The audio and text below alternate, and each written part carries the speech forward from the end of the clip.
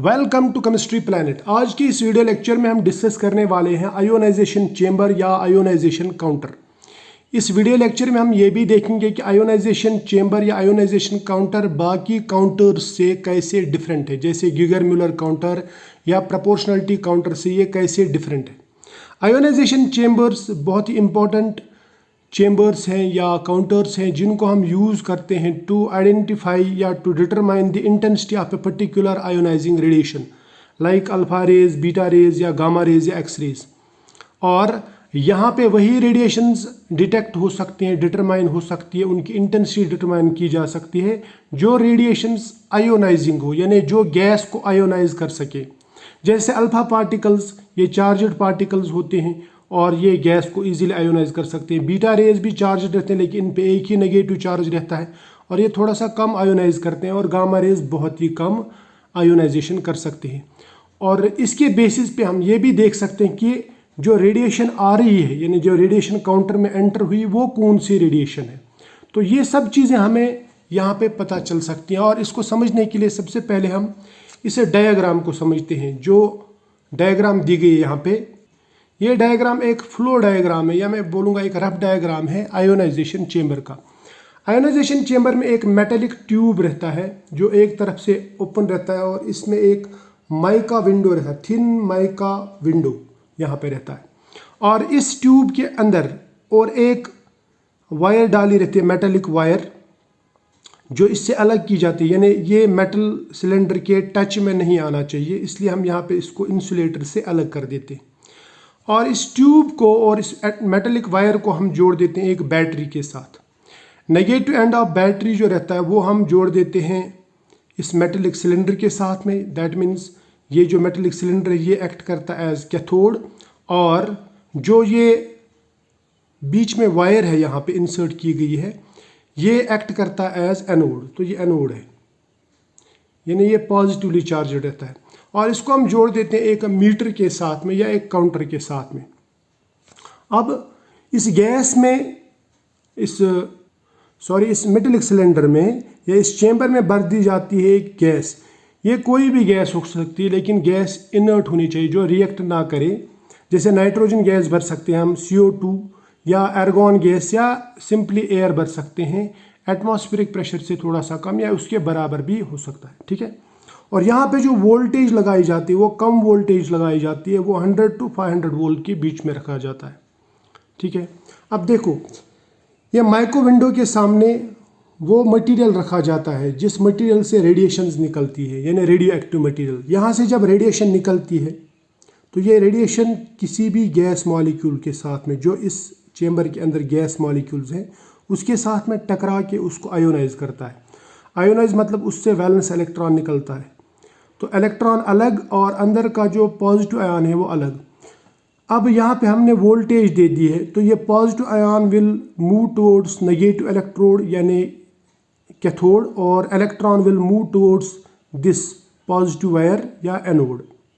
तो इससे क्या होता है, पहले तो इन दोनों के बीच में कोई कॉन्टैक्ट नहीं था इस वायर और सिलेंडर के बीच में, इसलिए हमने वोल्टेज तो लगाया था लेकिन यहाँ पे कोई करंट फ्लो नहीं हो रहा था। जो ही ये आयॉन्स और ये इलेक्ट्रॉन्स अक्रॉस फ्लो होंगे तो यहाँ पे एक करंट सिग्नल पास होगी जो हमें इस मीटर में दिखाई देगी। उसको हम पहले एम्पलीफाई करते हैं और हमें फिर यहाँ पे पता चल जाता है कि कितनी करंट यहाँ पे जनरेट हुई या यहाँ पे कितनी करंट पास हुई, यानी हमें यहाँ पे एक सिग्नल नज़र आता है, करंट का सिग्नल, ठीक है। और वो करंट डिपेंड करता है कि यहाँ पे आयोनाइजेशन कितना हुआ। फॉर एग्जांपल यहाँ पे एक मॉलिक्यूल आयोनाइज हुआ तो एक कैटायन और एक इलेक्ट्रॉन बनेगा। अगर यहाँ पे दो मॉलिक्यूल्स आयोनाइज होंगे तो दो कैटायन, दो इलेक्ट्रॉन्स होंगे। जितना आयोनाइजेशन यहाँ पे ज़्यादा होगा उतना ही यहाँ पे करंट सिग्नल भी ज़्यादा बनेगा, या मैं बोलूँगा जितना आयोनाइजिंग पावर रेडिएशन का ज़्यादा होगा उतना यहाँ पे करंट सिग्नल भी प्रोड्यूस होगा। इसी तरह से जितने रेडिएशन यहाँ से ज़्यादा आएंगे, एक पर्टिकुलर आयोनाइजिंग रेडिएशन के जितने रेडिएशन ज़्यादा होंगे, यानी जितनी उनकी इंटेंसिटी ज़्यादा होगी, उतना यहाँ पे ज़्यादा से ज़्यादा आयोनाइजेशन होगा और उतना यहाँ पे करंट सिग्नल भी ज़्यादा प्रोड्यूस होगा। क्लियर। अब देखो ये तो हमने बात कर ली कि आयोनाइजेशन चेंबर कैसे काम करता है, लेकिन अगर हमें इस आयोनाइजेशन चेंबर को बाकी चेंबर्स से डिफरेंट दिखाना है तो फिर हमें इसको समझने की कोशिश करनी है कि ये बाकी चीज़ों से, बाकी काउंटर से कैसे डिफरेंट है। देखिए, अगर मैंने सपोज यहाँ पे वोल्टेज कम दे दी, सपोज 0 वोल्ट, यहाँ पे पोटेंशियल डिफरेंस नहीं है इसके बीच में और इसके बीच में, यहाँ पे वोल्टेज नहीं है, तब अगर यहाँ पे रेडिएशन एंटर हुई तो ये आयोनाइज तो होगा, यानी कैटायन भी बनेगा, इलेक्ट्रॉन भी बनेगा, लेकिन ये नेगेटिव इलेक्ट्रोड और पॉजिटिव इलेक्ट्रोड की तरफ मूव नहीं होंगी, यानी कैथोड और एनोड पे ये चार्जड पार्टिकल्स नहीं जाएंगे तो करंट फ्लो नहीं होगा। क्लियर? एक बात। दूसरी बात, अगर मैं थोड़ा सा वोल्टेज दे देता हूँ तो क्या होगा कि ये पॉजिटिव आयन थोड़ा सा अट्रैक्ट होगा कैथोड की तरफ, नेगेटिव आयन या इलेक्ट्रॉन अट्रैक्ट होगा टुवर्ड्स दिस एनोड, लेकिन उसके बाद में अगर वोल्टेज कम रहा तो ये वापस रिकम्बाइन होंगे और फिर से न्यूट्रल आयन्स, न्यूट्रल मॉलिक्यूल्स बनेंगे और हमें करंट नहीं मिलेगा। या अगर हमने थोड़ा सा और वोल्टेज बढ़ा दिया तो ऐसा भी हो सकता है कि कुछ आयन्स मूव होंगे, कुछ इलेक्ट्रॉन्स मूव होंगे, लेकिन कुछ मूव नहीं होंगे, वो वापस रिकम्बाइन होंगे। ठीक है? और अगर हमने वोल्टेज बहुत ज़्यादा बढ़ा दिया, इतना बढ़ा दिया कि हम इनको रिकम्बाइन होने का चांस नहीं दे रहे, तो तब इजीली यहाँ पे जितने भी आयन्स या इलेक्ट्रॉन्स बनेंगे वो सब के सब अपोजिट पोल्स की तरफ जाएंगे और यहाँ पे एक अच्छा सिग्नल बनेगा। क्लियर? तो इसका मतलब ये हुआ जितना हम यहाँ पे वोल्टेज देंगे उतना यहाँ पे करंट भी फ्लो होगा। अब इस चीज़ को हम समझने की कोशिश करते हैं। देखिए, इस ग्राफ से आपको समझ में आ जाएगा कि डिफरेंट काउंटर्स कैसे काम करते हैं। यहाँ पे मैंने एक ग्राफ बनाया है applied voltage versus ionisation current. पहले हमने देखा कि आयोनाइजेशन अगर होगा तो करंट फ्लो होगा, सिग्नल बनेगा। अगर मैं पहला वाला यहाँ पे एक रीजन दिखाया मैंने, 1 रीजन, इसको हम कहते हैं रिकम्बिनेशन रीजन, यानी ये वो रीजन है जिसमें आयन्स बनने के बाद में, आयन्स और इलेक्ट्रॉन्स बनने के बाद में रिकम्बाइन भी हो सकते हैं, यानी अगर वोल्टेज कम रहा तो। अगर हमने अब वोल्टेज बढ़ा दिया तो एक ऐसा रीजन आएगा, एक ऐसा टाइम आएगा, एक ऐसा वोल्टेज आएगा जिसके बाद में रिकम्बिनेशन बंद हो जाएगा। उसके बाद में क्या होगा, जितने भी यहाँ पे आयन्स बन रहे हैं उसमें क्या होगा, पॉजिटिव आयन कैथोड की तरफ और इलेक्ट्रॉन एनोड की तरफ मूव होगा और करंट प्रोड्यूस होगा। क्लियर? ये हो गया दूसरा वाला रीजन, यानी ये वोल्टेज, यहाँ इस वोल्टेज से लेके इस वोल्टेज, जैसे मैंने यहाँ पे लिखा है 100 से 500 वोल्ट तक, तो यहाँ पे ऐसा ही होगा, सिर्फ आयोनाइजेशन होगा और आयन्स अपोजिट इलेक्ट्रोड्स की तरफ जाएंगे।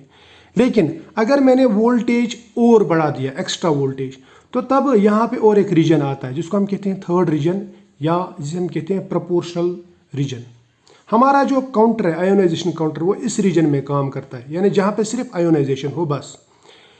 लेकिन प्रोपोर्शनल रीजन में क्या होता है, या प्रोपोर्शनल काउंटर में क्या होता है, जब हम वोल्टेज ज़्यादा बढ़ा देते हैं, यानी 500 वोल्ट से मान लीजिए मैंने ज़्यादा बढ़ा दिया वोल्टेज, तो क्या होगा, जो यहाँ पे पॉजिटिव आयन और नेगेटिव इलेक्ट्रॉन्स जो बनते हैं, इनमें से नेगेटिव इलेक्ट्रॉन सपोज ये ऊपर से फ्लो हो रहा है, तो ऊपर से फ्लो होने के बाद में ये दूसरे न्यूट्रल मॉलिक्यूल के साथ में टकराया और ये ज़ोर से, क्योंकि एक्सेलरेट हो रहा है अंडर हाई वोल्टेज, तो इस मॉलिक्यूल के साथ टकरा के उसको भी आयोनाइज कर देगा। यानी एक तो ये खुद अपना इलेक्ट्रॉन है और दूसरा यहाँ पे सेकेंडरी इलेक्ट्रॉन भी निकल जाएंगे। ठीक है? यहाँ पे सेकेंडरी आयोनाइजेशन होगी। अगर इतना वोल्टेज दिया कि सेकेंडरी आयोनाइजेशन भी हो रही है, तो तब मैं बोलूँगा कि मैं प्रोपोर्शनल काउंटर पे काम कर रहा हूँ। तो प्रोपोर्शनल काउंटर जो है वो सेकेंडरी आयोनाइजेशन पे ही काम करते हैं, यानी वहाँ पे सेकेंडरी आयोनाइजेशन भी होती है, यानी वोल्टेज ज़्यादा होता है।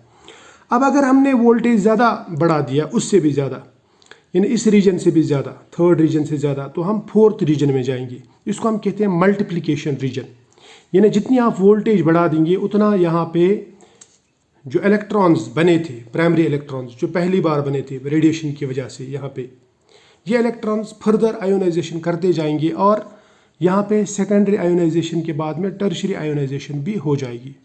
तो आयोनाइजेशन बढ़ता रहेगा। तो मैं बोलूँगा जितना वोल्टेज बढ़ाएंगे उतना यहाँ पे आयोनाइजेशन फर्दर होगा और करंट ज़्यादा से ज़्यादा बनेगा। इस रीजन को हम कहते हैं मल्टीप्लिकेशन रीजन। लेकिन ये जो मल्टीप्लिकेशन है ये एक पीरियड के बाद में ख़त्म हो जाती है, यानी इसके बाद में अगर आप फर्दर वोल्टेज बढ़ा देते हैं तो यहाँ पे इस पॉइंट के बाद में यहाँ पे ज़्यादा सेकेंडरी आयोनाइजेशन नहीं होती, यानी आयोनाइजेशन जो है सेकेंडरी आयोनाइजेशन, यानी इलेक्ट्रॉन का दूसरे मॉलिक्यूल को आयोनाइज करना, वो थोड़ा सा कांस्टेंट हो जाता है। और ये जो रीजन है इसको हम कहते हैं GM रीजन, यानी गीगर म्यूलर रीजन, या इसको हम प्लेटो रीजन भी कहते हैं, प्लेटो रीजन। प्लेटो रीजन में क्या होता है, जो सेकेंडरी आयोनाइजेशन होती है वो मैक्सिमम हो जाती है, यानी मैक्सिमम यहाँ पे एवलांच ऑफ इलेक्ट्रॉन्स प्रोड्यूस होता है, ठीक है, एवलांच बन जाता है।